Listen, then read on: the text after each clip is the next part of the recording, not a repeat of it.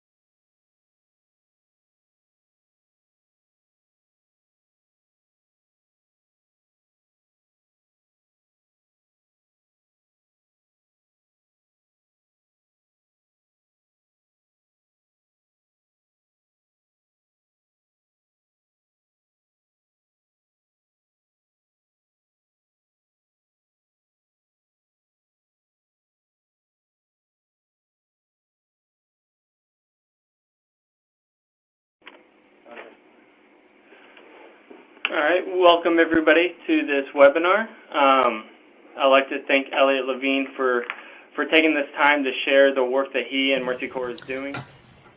Today we will be hearing from Elliot about assessing community capacity and vulnerability to strengthen resilience, lessons from Myanmar's dry zone. My name is Eric Carlberg. I'm the Agriculture Officer on the TOPS program. And today we have Elliot Levine. Elliot is the Senior Climate Advisor for Mercy Corps. Elliot and his team received a microgrant from the TOPS program, which supports Food for Peace programs, to implement this study. So he's taking the time out today to share about his assessment and the lessons that they learned in Myanmar and how that can help us in our program as well. Thank you, Elliot, for joining us. Great. Thanks to be here, Eric. Can you hear me all right? Yeah, we can hear you fine. Perfect. Great. Well, hi, everyone. Thanks to all of you for joining today. I'm really excited and really grateful to be given the opportunity to talk about our work in Myanmar. Eric did a great job of introducing me, but I thought I'd just add a little bit more institutional context for you, for some of you who might not be as familiar with Mercy Corps. I'm part of what is called, as Eric said, the Technical Support Unit, or the TSU at Mercy Corps. You could sort of think of that as a sort of internal consulting firm to the rest of the organization, but one that goes just beyond providing a specific product for a specific purpose. But while we do that, we also provide sort of ongoing guidance and support to a wide across a wide range of different sort of sectoral focuses, from conflict, gender and youth issues, to natural resource management and agriculture. I'm in the, as Eric said, the Environment, Energy and Climate Change Technical Support Unit there. And in addition to the work on sort of our day-to-day work on environment, energy, and climate change things, we also work really closely on Mercy Corps' resilience initiative that I'll talk to you a little bit more about in just a bit, because this work that we're going to be spending the next hour chatting about is a direct result of Mercy Corps' sort of agency-wide push on understanding resilience. But before I went any further, I just want to acknowledge the fact that this work that I'm presenting on today is something I've had an ongoing role in, but is not something that I've led the day-to-day work on the ground. This is very much a product of the people working in Myanmar. A colleague of mine who we've been working with quite a long time, Eric Vaughn, is the lead assessment consultant that we've been working with on this, who's been working tirelessly both with our teams in Myanmar at Mercy Corps, as well as some partner institutions that I'll mention a little bit later. So let's see if I can make the slide move. Here we go. Great. So a minute ago, I mentioned Mercy Corps' resilience initiative. And basically, this is an agency-wide push to better understand what resilience means for our development programming around the world. We're trying to understand what it means for the way that we design programs, the way we implement those programs, as well as the way that we measure and the way that we learn from those programs. And as an institution, these sort of experiments or our experience that we're learning from is coming from 4 regions, our work in 4 regions around the world, in East and West Africa, North and Southeast Asia. And you can see one of the countries on that map is Myanmar. Now, one of the things I just want to mention up front is, as we've gone down this path of exploring what resilience means for us at Mercy Corps, we've really identified that these types of assessments at the beginning of programs, or as countries are devising strategies, are extremely important for our resilience work. And I'll talk a little bit more about that later, and how the team in Myanmar saw this type of an assessment fitting in. But this is one example of a number of different assessments Mercy Corps has been leading over the past year and learning quite a bit from.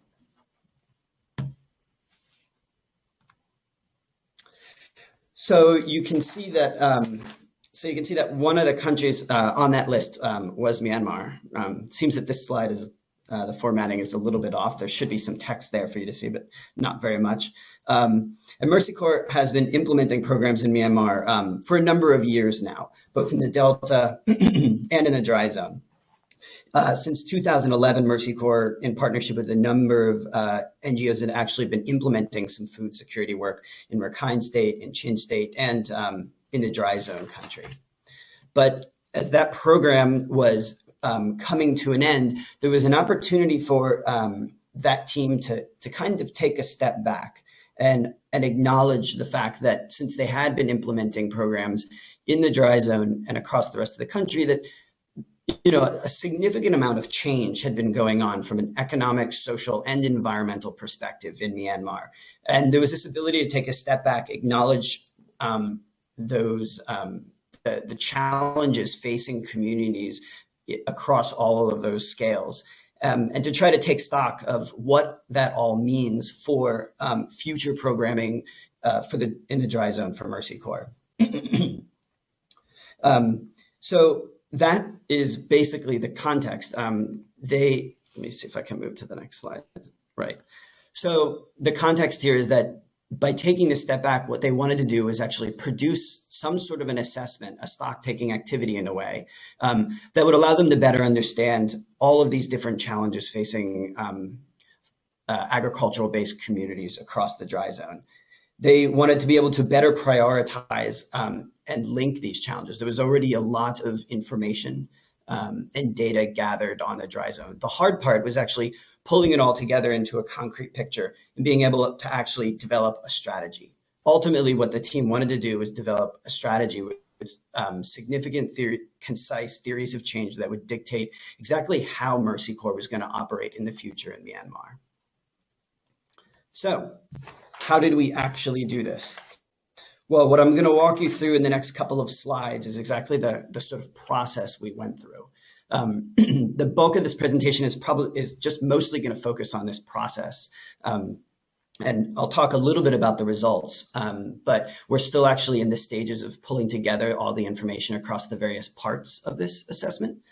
So for now, I'll focus on the process, and I'll give you a few little bits of results at the end. So there were a number of phases or stages that we went through when both designing and implementing this work. A critical period at the very first, in the very beginning, was what we've been calling a sort of scoping phase. And we could think of this as a phase in which we put boundaries on a planning stage, and a stage in which we put boundaries on what the assessment would cover, what it wouldn't cover, where it would focus, and a number of other programmatic decisions about the assessment, as well as a number of administrative sort of work plan, team planning things that I'm not going to go into today, but are obviously very critical with an assessment like this. So a number of key decisions were made during the scoping phase. The first was that we agreed that it was going to that the bulk of the assessment was going to focus on agriculture. There was a number of reasons for this. One is that Mercy Corps' experience in the dry zone to date had been around agriculture and food security. And there's been a good reason for that, which is the bulk of livelihoods in the dry zone are still dominated by farm-related activities.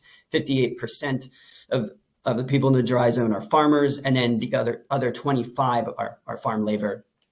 So the bulk of the community in the dry zone are still engaged in agriculture activities. Additionally, the region is still a major agricultural producer, despite all of these despite a number of challenges. Is still a major agricultural producer for Myanmar. 22% of rice, 90% of pulses, 69% of groundnut, and 89% of sesame is significant. So there was still very good reason for focusing on agriculture within this region. The second thing we decided on was an assessment framework. The assessment framework was really important for us because we had seen large-scale broad assessments be done in the past, and what we had experienced both across our own institution as well as seeing what others have produced is that often so much information is gathered that it can be overwhelming, and that there's no way of actually dictating what is collected, what is not collected, as well as how to analyze that. So we decided very early on what the assessment framework would look like, and how that would help us to dictate what information we collected and how we were going to analyze that information. And the assessment framework we picked was one that might be familiar to many of you. This is just a recreation with some slight changes to the Tango DFID Resilience Livelihood Framework. And the key piece of this framework for us was the middle box, which is a box in orange.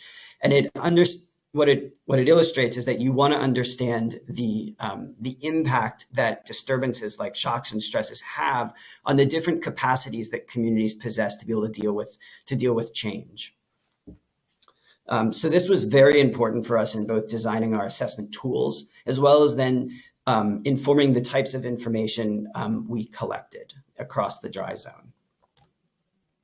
And embedded across that framework that I mentioned are 4 questions that Mercy Corps has identified as basic questions that need to be answered in terms of resilience. And so during this scoping phase, we actually we tried to answer these 4 sets of questions, again, as a way of bounding what this assessment would try to cover for us.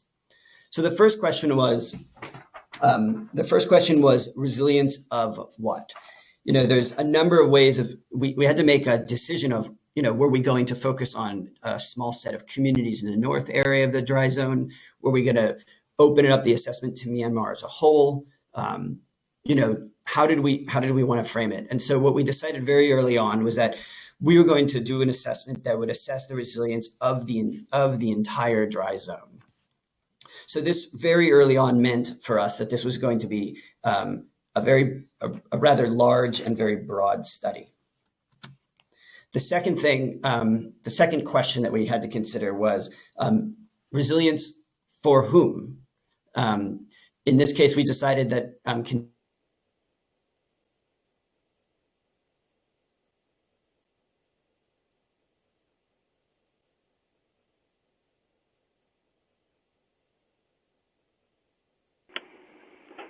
think we might have lost Elliot for a second there. We're going to give him a moment to try to reconnect. Just hang tight for a second with us, and we'll get him back online.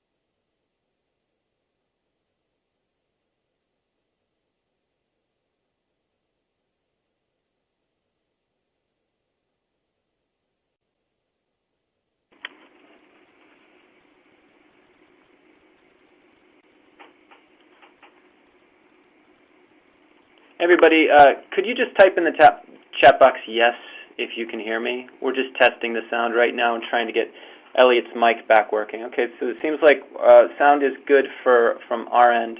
So it must be an issue with Elliot's mic. We're going to get him connected via the phone line in just a second. Elliot, are you back on?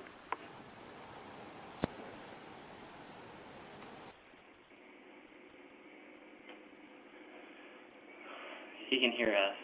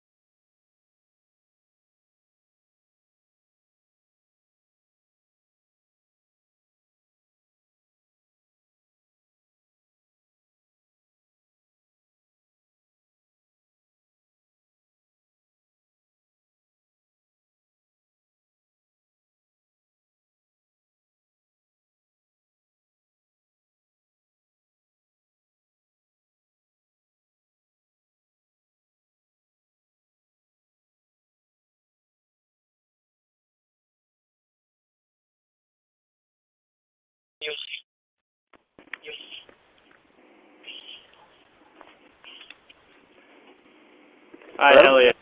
Yes. Yeah, hey. Okay. Is that better? Yes. Yeah, we can hear you. Okay, great.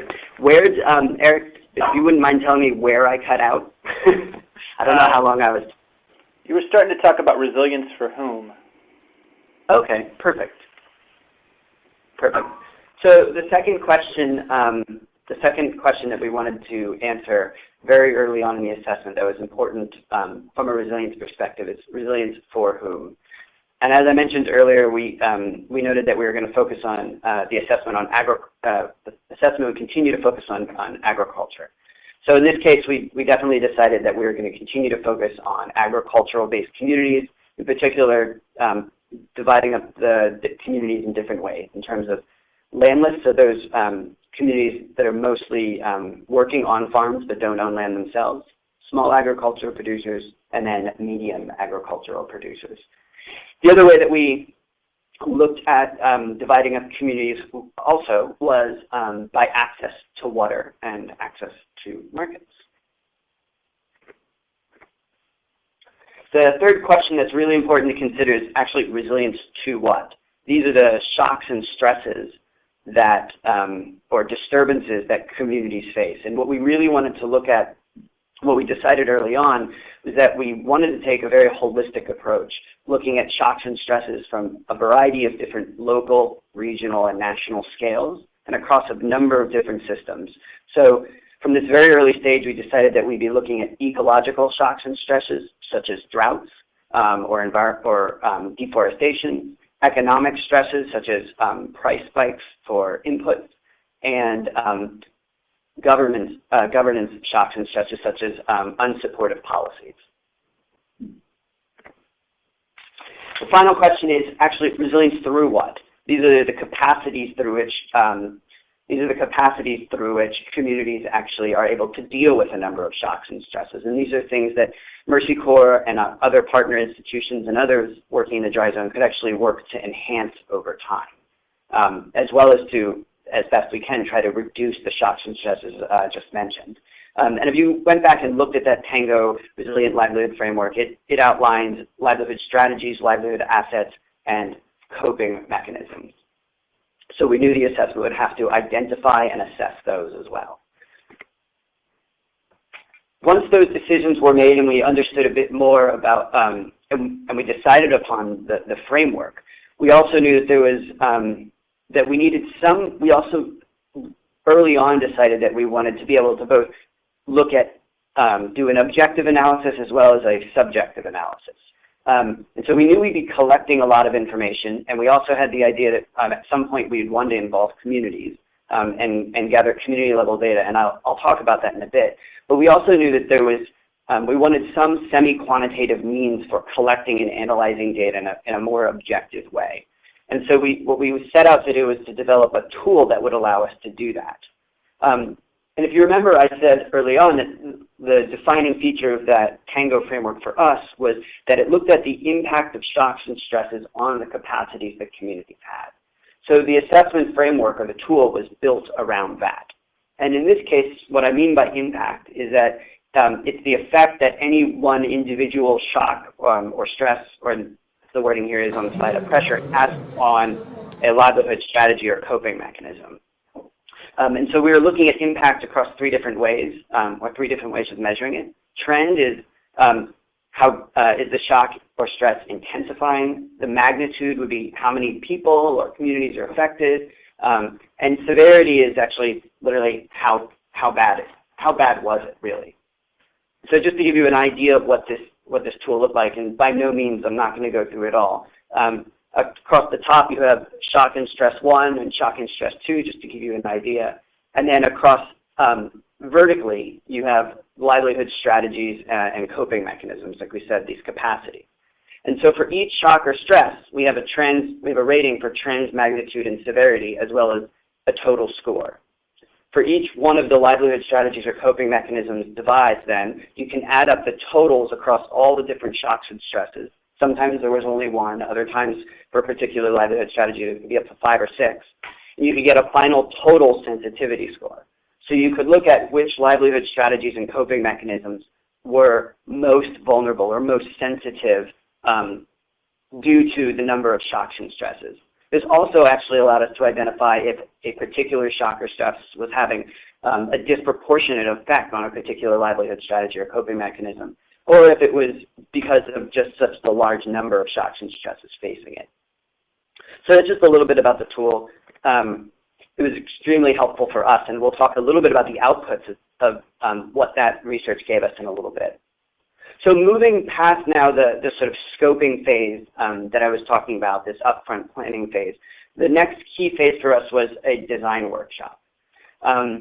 This design workshop was built around two primary objectives. One, it was to identify the key shocks and stresses and capacities that we were going to further analyze.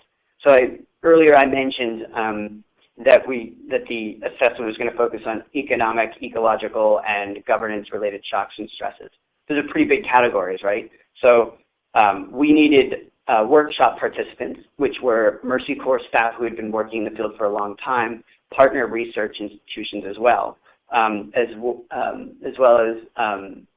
individuals who from Tango actually who had done assessments kind of like this in the past, all to feed into this workshop. And so we got them to help us further identify what the key shocks and stresses in those were, and what their capacity, and what are the capacities we wanted to further analyze. Second, we actually wanted to design a process for collecting that information. So these are these three buckets that we talked about earlier, with some other, with some more specific categories that were outlined within across that workshop. So in the ecological category, we had things like land degradation, erratic rainfall, pest and plant disease. These can be broken down even further, and they were broken down even further into the research. But these are still sort of the general categories of things that we were looking at. We also, during that workshop, we focused on, as I mentioned, designing the strategy for actually how we would go and collect the information for the assessment. So we decided on a 4-part strategy. One was that we were going to do an extensive round of background reading and review. As I mentioned earlier, there was an immense amount of information and data and reports that were developed over the past month, over the past couple of years, by a number of technical institutions. we didn't want to recreate the wheel. We also knew that we wanted this assessment to take advantage of all of those studies. A primary goal identified from the very beginning about this assessment was to be able to draw out the links between the shocks and stresses that were already identified and had been studied. We wanted to add more nuance and context to that discussion. So the background literature review was absolutely essential. The second step, which was informed by the background review, was expert interviews. Based on the information we collected through that first step, we scheduled a number of interviews with key sectoral experts around the Capitol to explore particular issues related to those environmental, governance, or economic shocks and stresses, as well as to get more context that we didn't feel we were able to pick up through the literature. Additionally, some of those experts actually helped us provide initial rankings on that tool that I just showed you. So we actually had some of the experts provide us with some of the rankings up front, which were then later checked out through some of the background research again, as well as this next phase, which is the community level field research. Based on the 2 steps prior, we designed with a partner, Enlightened Myanmar Research, a small but very quickly growing research firm based in Yangon. We worked with them to develop a community level field field tool that would collect through focus group discussions key information we needed about the different shocks and stresses facing communities. So the idea here was that the Excel-based tool would help us to prioritize the shocks and stresses that we wanted to explore, and through background reading and through expert interviews and through community level data, we could add more nuance and more information to what we were gathering through that ranking system that I mentioned. And then finally, we had an analysis workshop where we brought together all of the information that we had gathered, presented that to a set of colleagues from government, from research institutions, from Mercy Corps staff, and as well as a number of other partner NGO staff. And the main goal of this workshop was to, as I mentioned, to try to draw out the links between these shocks and stresses that were explored across the study. We get to get individuals in the room to actively try to help us analyze some of those results. And I'll show you that what we have here in the next couple of slides.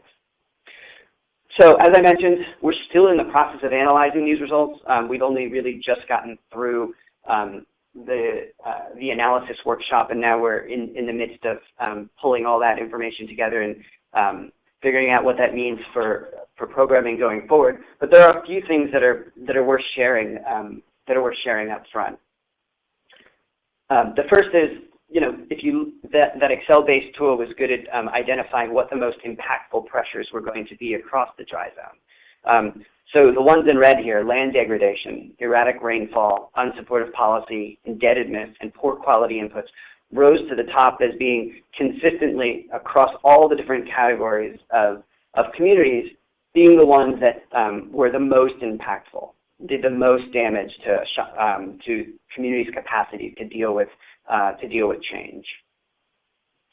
But just as importantly, we wanted to look at what were the pressures or shocks and stresses that were the most exacerbating, maybe ones that didn't rise to the top necessarily, but ones that were applying pressure or exacerbating other problems that were across the dry zone.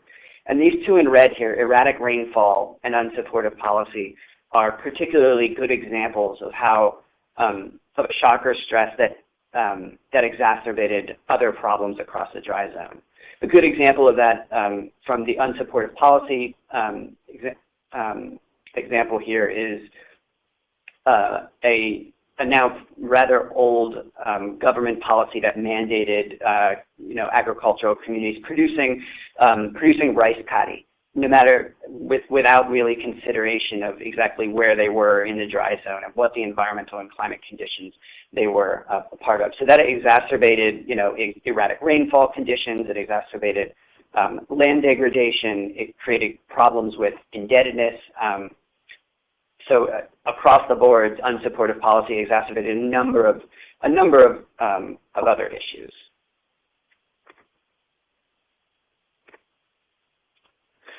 So as I mentioned earlier, what we wanted to do was try to draw out some of the links between all of these different shocks and stresses.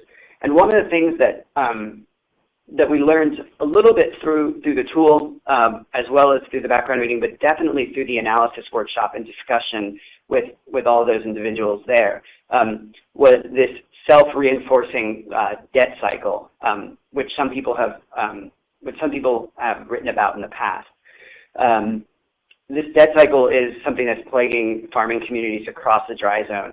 And when you think about that, oftentimes it comes up as a financial issue. But what our research showed, and what the analysis during the workshop showed, was that debt was really a product of a number of different things: land degradation, unsupportive policy, erratic rain, and poor access to inputs. All had different factors that were fueling the debt cycle.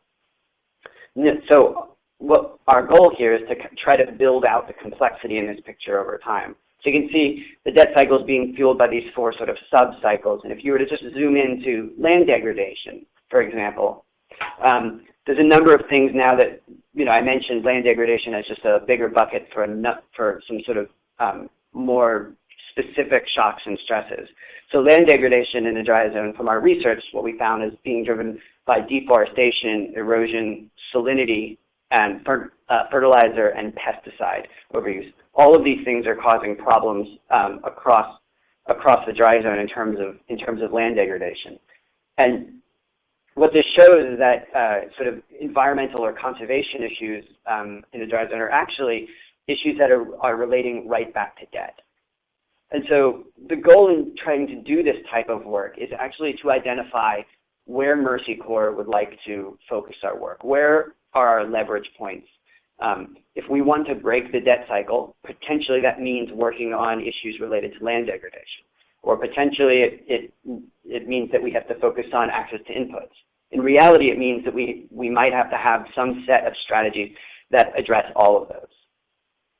Or we may have to identify the areas that we can particularly work on as an institution, and then advocate and work with other institutions in sort of targeting those other areas that we think are important.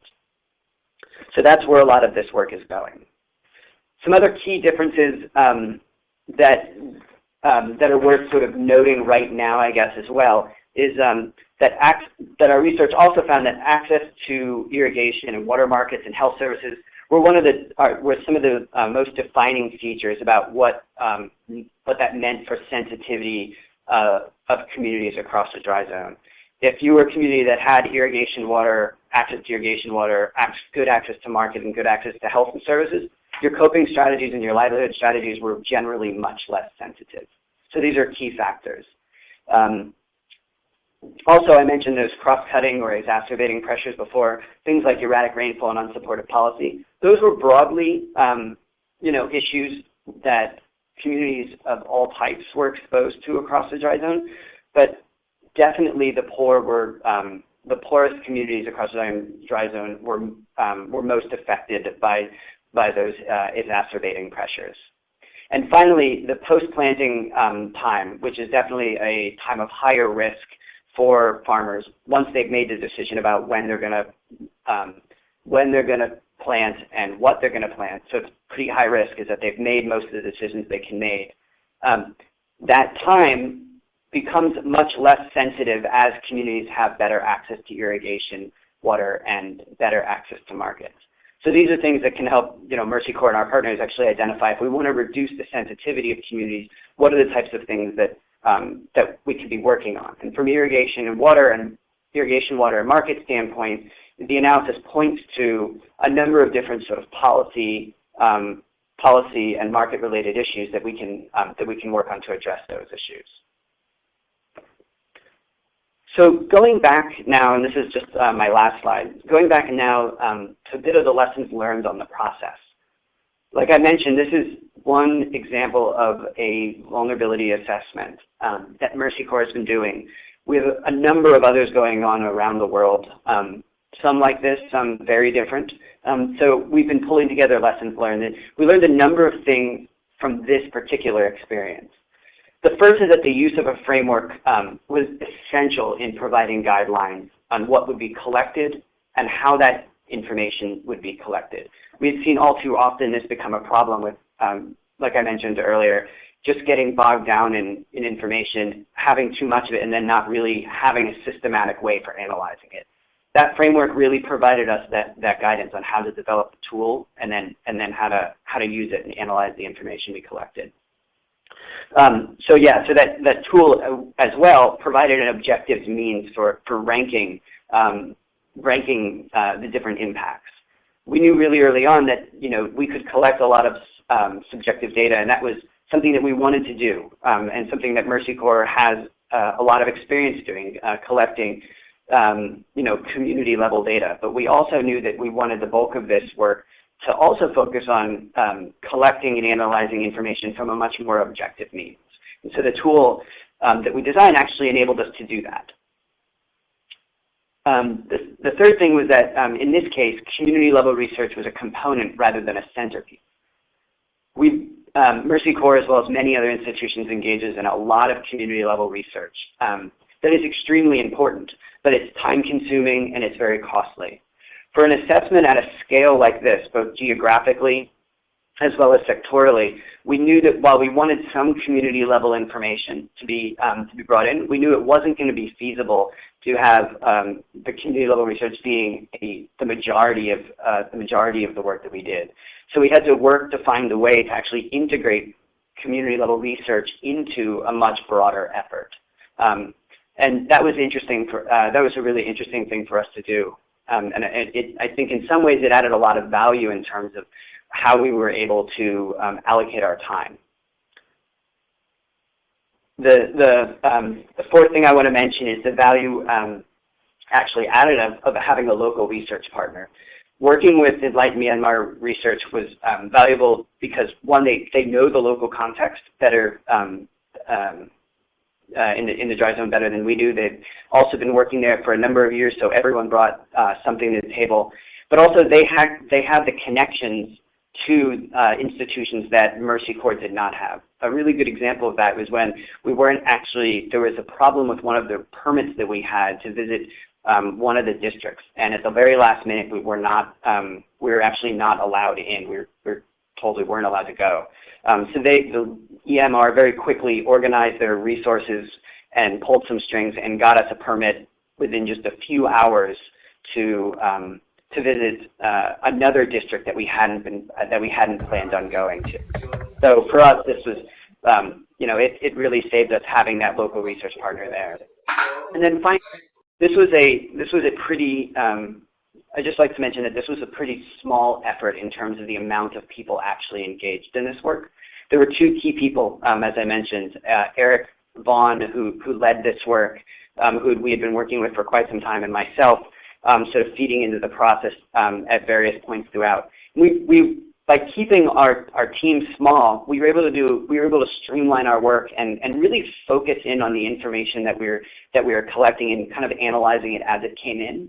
Other assessment processes that we've seen elsewhere, as well as in Mercy Corps, really as teams become larger, it becomes just as the process of doing the analysis becomes just as much a hardship of actually managing all the members and processes going on. Having a small team really allowed us to sort of focus in on the information as opposed to managing people and managing a very complicated process. That said, it was really important for us to pull individuals and institutions in at key points. So across Mercy Corps, we pulled different sectoral experts in to review different products at different times. So, for example, as we were developing interview questions for the different expert interviews that we did, we pulled in people from Mercy Corps across those different sectors to review that work. As well as then actually having those interviews and doing the analysis workshop were key times of pulling in people from outside of our little team to provide input into that. So with that, I think I'll end there. I just want to thank everyone for taking a little bit of time to hear about the research, and we're working now pretty hard at pulling together everything we have and issuing a final report on this. we're just a few steps away from issuing a case study that goes over this information as well as some of the findings too. And as soon as we get that in, I'm sure it will be sent around a similar network. So thanks, and I'm very happy to take as many questions as you guys have. Great. Thanks a lot, Elliot. We appreciate it. We're going to take questions now, but before we do that, a couple of logistical things for those of you on the line. First of all, you're welcome to type your question into the chat box. That's one way that you can ask your question. Another way, if you are interested in asking the question directly yourself, we can unmute your mic. We're not going to unmute all the mics at the same time because we get a lot of background noise that way. But the way we're going to do it is, if you see, if you have a question and you want to ask it, you can click on the flag symbol, which should be directly above your chat box. And when you do that, we'll note that you have a question and we can unmute your mic. Just to test that, could those of you who see the flag above your chat box click on that for me, please? Okay, great. So I'm seeing Angela, Gabby, Ninka. So yeah, folks have been clicking on their chat box, so it seems like we've located that. So yeah, you can use that to let us know that you have a question to ask, and then we can unmute your mic so that you can ask it. The last thing that we wanted to cover with you is if you're interested in a copy of Elliot's presentation, we can send that to you. We just ask you to type your email address in the chat box, and then we'll email it out to you. And with that, I'm going to turn it over to Eric. Great. Thank you, Elliot. Eugenia has a question. How was gender, ethnicity, religion, and social networks factor into this analysis? That's a very good question, and it's something that I'll be honest that we struggled with throughout this process. Mercy Corps, as you know, has a growing gender program, and there's actually someone on the technical support unit, a team who's responsible for gender integration across Mercy Corps. So we were very keen to make sure that gender was included. One of the challenges we had was at an assessment at this scale, not diving in and doing a lot of sort of community level research, was exactly how we were going to integrate gender considerations, ethnicity and religion, and the social networks that you brought up into the analysis. Social networks came up in the analysis of different coping and livelihood strategies and assets, but as a separate sort of standalone piece, it was not broken out. So there was not a sort of a gender component to this, and there wasn't a sort of separate social network piece in there. But in terms of the sort of coping mechanisms, relying on another community for certain things, and other sort of social network factors, it was not actively, it wasn't actively explored now. It is something though that actually has been brought up in other vulnerability assessments we've done at sort of a bit lower scale, and where we've had the ability to do a lot more community level research, where we've actually been able to do a lot of sort of focus group discussions where we break out different facets of a community, so men, women, boys, and girls, and do the focus group discussions that way to try to get various perspectives. But in this particular study, we had identified that as we were going to go work in particular communities across the dry zone, that we'd actually have to go in and do additional analyses within those particular places. So recognizing that this assessment really couldn't pull in all of the information at all scales. Great, thanks. Alumide Idawu has a question asking what other things have been done in other African countries. And as a follow-on, maybe if you could give any advice or feedback for someone who's trying to replicate this, key issues to keep in mind that might be different. Sure. So the first was what other types of assessments have been done in African countries? Correct. Sure. Okay. So there's a number of different assessments that have been done. I guess the one that I think would at a similar scale that would be interesting to talk about now would be one that was done through an inception phase as part of a DFID-funded inception phase as part of BRACE, which was building resilience and adaptation to climate extremes in development. Mercy Corps was awarded an inception phase. A number of other institutions were as well. And we and some of our partners did a vulnerability and capacity assessment across Wajir in northern Kenya, as well as Karamoja in Uganda. It was similar in that there was an environment and climate component to that. There was a governance component to it, and then there was a markets piece. And then there was actually, in that case, for the person who asked the question earlier about gender, there was a very specific gender piece. And in that vulnerability assessment, actually gender was the main, the gender assessment was the main mechanism through which all the community level data was really collected. So we designed a gender assessment, and then all of the other sort of sectoral interests.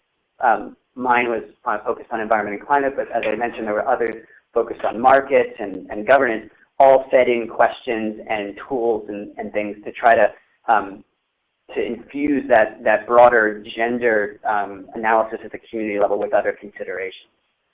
But the reason I bring up BRACE is because it was at a slightly smaller scale with a very similar objective, which was to collect lots of information across various scales, across various sectors, and to try to understand the links between all of the different shocks and stresses facing communities to develop a strategy. In this case, the final output would end up being a revised proposal with a set of, objectives, outputs, and activities. So I would point to that. I don't know I don't know what the plans are for publishing that work. So I think that has to be seen yet. Great. And the next question comes from Gitao Mburu. What kind of feedback did you get from the analysis workshop, and how were you able to incorporate the feedback into your study findings? That's really interesting. Yeah, we put a lot of thought into exactly how we wanted to structure that. That workshop. I mean, it's a key point in the analysis because you could do all the best work you could collect tons of information, but if you don't have a good process for reporting back on what you've collected, as well as if you don't have a good process for pulling people into the analysis in a way of developing particular activities you want them to do or particular discussions you want to have, you waste the opportunity of having all those people in a room in a very unstructured way. So what we decided to do was short report backs on the various stages and what we had found. Then what we did was we spent the bulk of, we had some discussions around particular points on the first day, but we spent the bulk of the time actually doing problem analysis. And we mostly did that through two phases. The first was we developed problem trees, and we spent quite a long time doing this. So everyone had packets of information on the key points across the different sectors. They had readouts of what the Excel-based tool told us, as well as all of the knowledge they were coming there with and the reason they were in the room. And we broke out into breakout groups, and we actually had for each of the primary pressures that rose to the top, everyone developed a different problem tree. And then we brought those problem trees together to analyze the differences and similarities and how everything fed up. And that's where those self-reinforcing feedback loops that I mentioned, the debt one being the main one, but then all the sub feedback loops off of it, like land degradation and things like that. That's where all of that was discovered. As I mentioned, we had inklings of it when we were doing the research, and certain causal links were definitely noted in across various literature sources. But it wasn't really until we got enough minds in a room and started putting things down on paper with the data that we had collected that we were able to actually see and visualize what was happening. So that was probably the main way that we that we utilized people in that room. Does that answer your question well? Yeah, I think so. The next one is from Gianluca with FAO. How replicable is the model in places where agriculture is not priority or source of livelihoods? Yeah, that's something we discuss. That's something we're discussing right now as we're seeing the results from this, and we're reflecting back on the process. The model at heart, to me, it just seems like an assessment that could be replicated, both in terms of the process for collecting the information as well as the tool. I would say the process for collecting the information is I found to be refreshing in that we had very distinct phases of work that fed into one another. In reality, there was a little bit more overlap between the different phases just due to time constraints. But largely, phases were able to inform one another.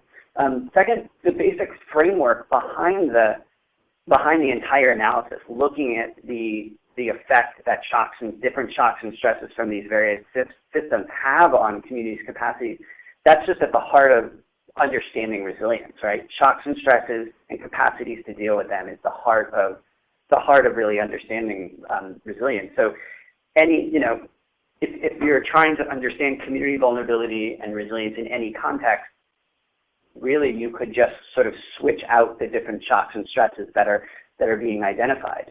It's the process up front that's really important there then would be, how do you identify what are the key shocks and stresses you want to look at, and which capacities are you analyzing throughout the process? For us, a design workshop is essential for that. In the future, what we think we're going to do is actually structure it so that we do the background research first, have draft lists of things, and have the design workshop be a little bit less cumbersome and a little less time-consuming than it originally was. So in terms of guidance going forward, that's one thing I could definitely promote doing, is do your background research and have something for teams to go off of. But broadly speaking, this is something that I'm hoping that we're going to try again at Mercy Corps and with our partners. This is something that we're going to test out a number of times and see if we can use it elsewhere. Great, and we'll have one final question. This is from Eugenia. What role can this type of analysis play for project implementation, both within Mercy Corps' programs in Myanmar and in general? Sure. So the ultimate goal of the whole drive behind this research was the Myanmar team, the country leadership there, really taking a step back as certain programs were coming to an end, right? And so what they wanted was a strategy. Ultimately, what we're going to be developing from this are theories of change that sort of outline what Mercy Corps' activities would look like, as well as what we feel also needs to be worked on and addressed, and that we may not be able to address.